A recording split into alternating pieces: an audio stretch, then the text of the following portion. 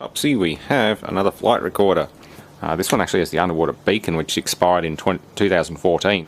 So let's crack this baby open and have a look.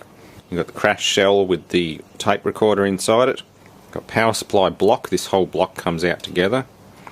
And you've got your logic boards, which will be CPU, read-write. That is part of power regulation. That's main power supply.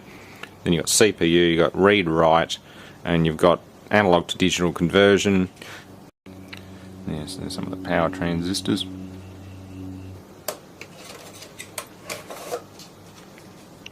Again, it's got some fairly heavily 115 volt, 200 hertz down to 26 volt. The good thing about high frequency is this transformer would normally be like that big if it was 50 hertz. So high frequency, smaller transformers, less magnetic mass. I want to get these back in the right way. So you I'll do a dump on it if that's a problem. That will be the CPU board. And that little ROM chip there, which has all the important stuff in it.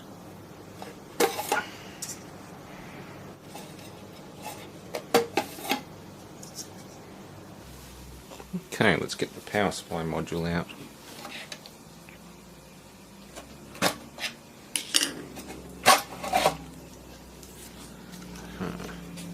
Out of your hole.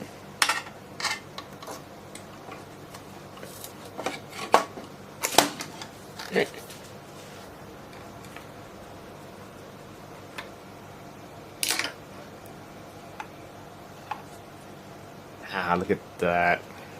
So I'm not going to take that out, but that is the actual tape. It's still in here. You can see there's some optical sensors there which may detect the end of tape, then rewind it. That is a stepper motor.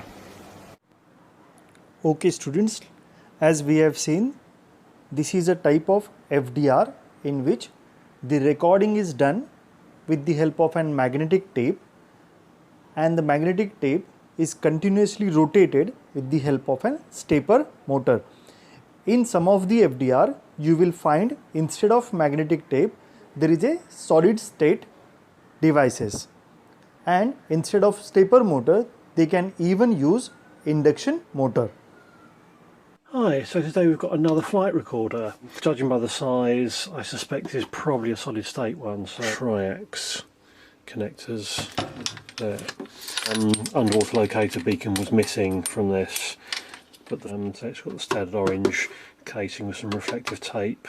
This reflective tape, so if someone's looking for it, the idea is it will shine up and be more obvious in a crash site.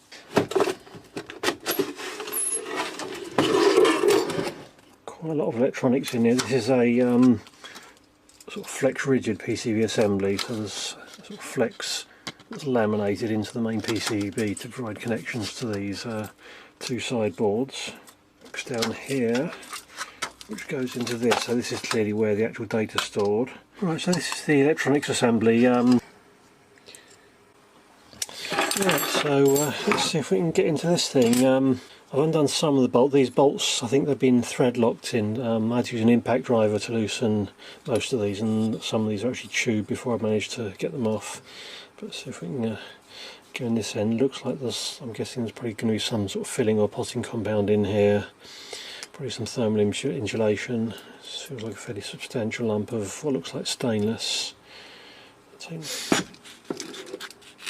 Right, so this feels like a sort of fairly lightweight material, some sort of foam. I think this is going to start getting messy. Let's get some containment.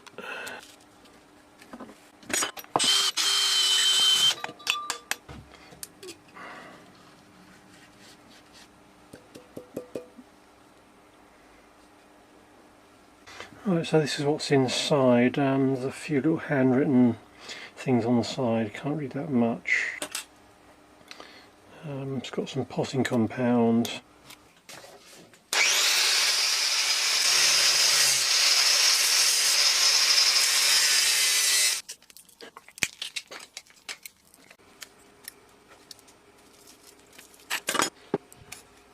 Yeah, so there's an extra metal can, and the inner can is actually, the inside of the can is filled with this powdery stuff.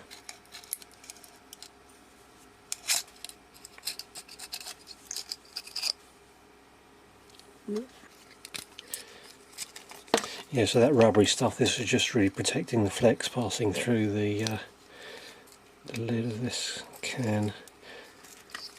Right, so it looks like there's a few levels of protection. We've got the outermost can, we've got that grey sort of plastery stuff, then in the can, this sort of potting compound, next slightly thicker sort of stainless tube, and then that was filled with this, these are like sort of tiny little glass beads.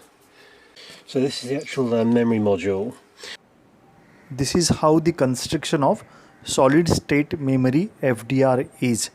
One more thing, if you compare the sizes of solid state memory FDR and magnetic tape FDR, you can easily see that solid state FDR is much smaller than magnetic tape FDR, and it is robust also.